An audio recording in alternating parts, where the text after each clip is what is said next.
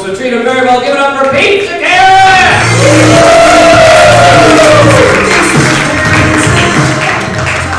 Alright, how we doing? Tell you a little bit about myself. The world will soon celebrate Cerebral Palsy Awareness Day, and I have cerebral palsy, so I'm very aware of it. It's a brain disorder that affects the muscles. It mostly affects my lower extremities. Hi-oh. No wonder I walk with a limp. It affects my hand gestures too, like I can't tell someone peace without looking all alien-like. And I can't flip someone off without looking like I'm gonna stab them. It affected me socially too, like you probably had a cool nickname on the playground, like Big Bad Tony or Knuckles. Mine was Helmet Boy.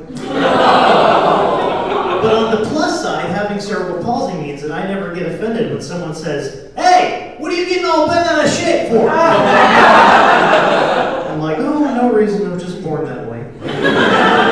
You ever get reminders from the universe of where you're at in life?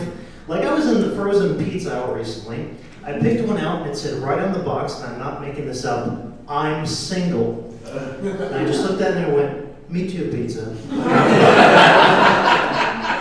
But I am single.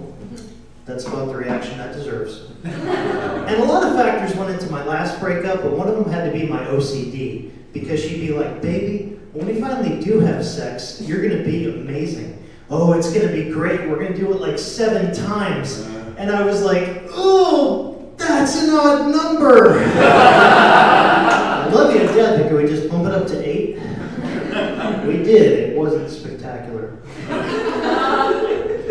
And I turned 34 this year, and you're right to not react whatsoever, because it's not great. I mean, and a lot of stuff has changed. Like, if 24-year-old me went to get a massage from a hot chick, at the end he'd be like, was it as good for you as it was for me?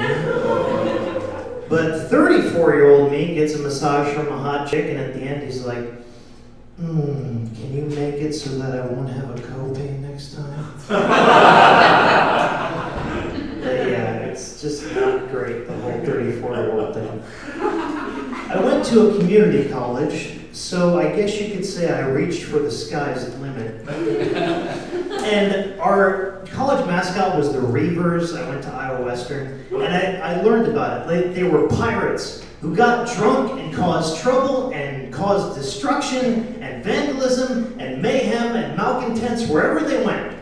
And I was like, well, we're in college, so that makes a lot of sense. And the college is in Council Bluffs, so that makes even more sense. But they sure did go through a lot of PBR. That was a stupid one, I know. I don't drink, I don't smoke, I don't do drugs, but this one time, my friends made me take a shot of an unholy concoction known as Rumplemints, and it was disgusting. It tasted like Altoids and fascism.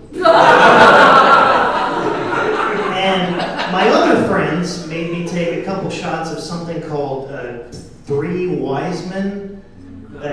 I don't know who they are, but fuck those guys. And I've never done drugs, so the only tripping I do is over my own feet. Glad some of you are with me on that one.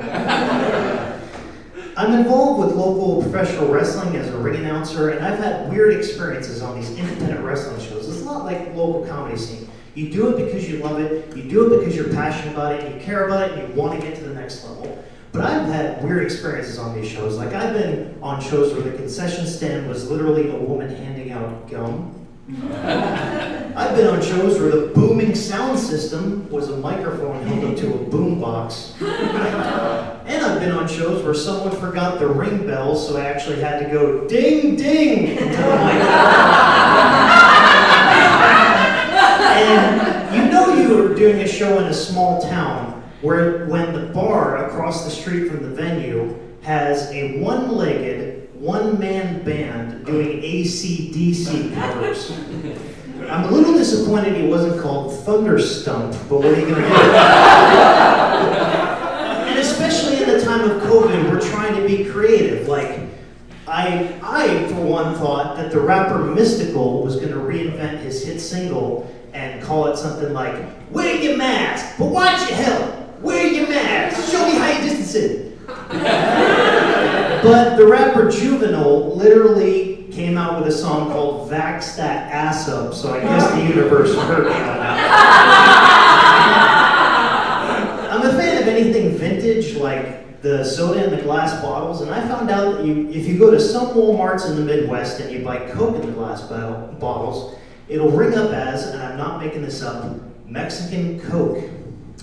Which I find interesting because most people who want Mexican Coke don't even go to Walmart. Someone's already ahead of me, I appreciate it. And again, you try to find all different ways to amuse yourself. Like the old adage is taking a fortune cookie and adding "in bed" to whatever it says. Right. Thank you, sir. I got one and it said, "You will be sought after for your diplomatic skills in bed." So I'm just picturing it. I could be like, "Hey girl, let's me and you get naked, lay down, and rectify these international trade agreements." But you try to do everything to amuse yourself. Like, anybody work in a call center, customer service? I worked in a call center for 12 years and still managed to maintain my sanity. And I found out pretty quick that you worked in a call center for way too long when a girl hugs you and your first response is, "Thank you for holding me." It came in handy whenever I get in arguments too. Like someone's yelling at me, cussing up a storm, and I'll just be like, "I'm sorry, I didn't quite catch that. Please try again." But I knew I was in trouble when I had a girl in bed with me. And that's not the joke.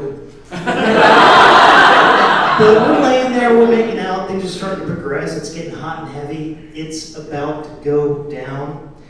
And all of a sudden I panicked and went, "Before we continue, I must advise you that for quality purposes, this sex may be monitored or recorded."